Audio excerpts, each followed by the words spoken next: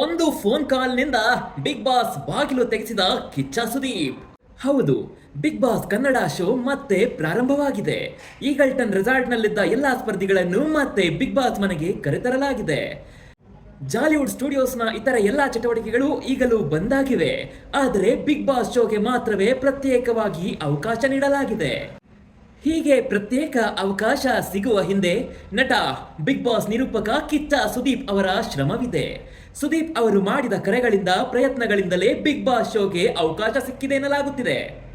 ನಿನ್ನೆ ಮಾಲಿನ್ಯ ನಿಯಂತ್ರಣ ಅಧಿಕಾರಿಗಳು ಸುದ್ದಿಗೋಷ್ಠಿ ನಡೆಸಿ ಜಾಲಿವುಡ್ ಸ್ಟುಡಿಯೋಸ್ಗೆ ಬೀಗ ಹಾಕುವುದಕ್ಕೂ ಬಿಗ್ ಬಾಸ್ ಶೋಗೂ ಸಂಬಂಧವಿಲ್ಲ ಎಂದ ಬಳಿಕ ಕಿಚ್ಚ ಸುದೀಪ್ ಅವರು ಕೆಲ ರಾಜಕಾರಣಿಗಳಿಗೆ ಕರೆ ಮಾಡಿ ಏನೂ ತಪ್ಪಿಲ್ಲದ ಬಿಗ್ ಬಾಸ್ ಶೋ ಅನ್ನು ಮತ್ತೆ ನಡೆಸಿಕೊಡಲು ಅನುಮತಿ ನೀಡುವಂತೆ ಮನವಿ ಮಾಡಿದ್ದರು.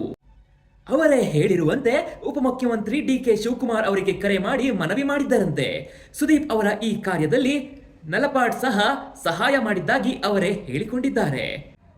ಅಕ್ಟೋಬರ್ 8ರಂದು ರಾತ್ರಿ 11:30 ಸುಮಾರಿಗೆ ಉಪಮುಖ್ಯಮಂತ್ರಿ ಡಿ.ಕೆ. ಶಿವಕುಮಾರ್ ಅವರು ಟ್ವೀಟ್ ಮಾಡಿ ಬಿಗ್ ಬಾಸ್ ಕನ್ನಡ ಶೋ ಚಿತ್ರೀಕರಣ ಆಗುತ್ತಿರುವ ಬಿಡದಿಯ ಜಾಲಿವುಡ್ ಸ್ಟುಡಿಯೋಸ್ಗೆ ಮೇಲಿನ ತಡೆಯನ್ನು ತೆರವು ಮಾಡುವಂತೆ ಬೆಂಗಳೂರು ದಕ್ಷಿಣ ಜಿಲ್ಲಾಧಿಕಾರಿಗಳಿಗೆ ನಿರ್ದೇಶನ ನೀಡಿದ್ದೀನಿ.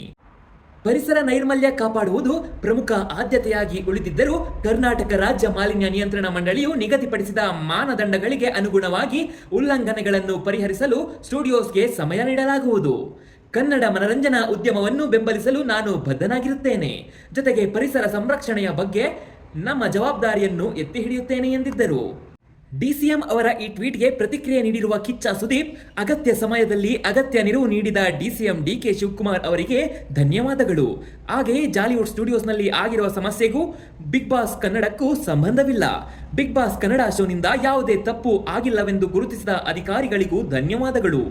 ನನ್ನ ಕರೆಗೆ ಶೀಘ್ರವೇ ಸ್ಪಂದಿಸಿದ ಡಿಸಿಎಂ ಡಿ.ಕೆ. ಶಿವಕುಮಾರ್ ಅವರಿಗೆ ಹಾಗೂ ಸಹಾಯ ನೀಡಿದ ನಲಪಾಡ್ ಅವರಿಗೆ ಧನ್ಯವಾದಗಳು. ಬಿಗ್ ಬಾಸ್ ಕನ್ನಡ ಸದಾ ಇರಲಿದೆ ಎಂದಿದ್ದಾರೆ. ಬಿಗ್ ಬಾಸ್ ಶೋ ಬಂದ್ ಮಾಡಿರುವ ಹಿಂದೆ ರಾಜಕೀಯ ದ್ವೇಷ ಇದೆ ಎಂಬ ಸುದ್ದಿ ನಿನ್ನೆ ಹರಿದಾಡಿತ್ತು.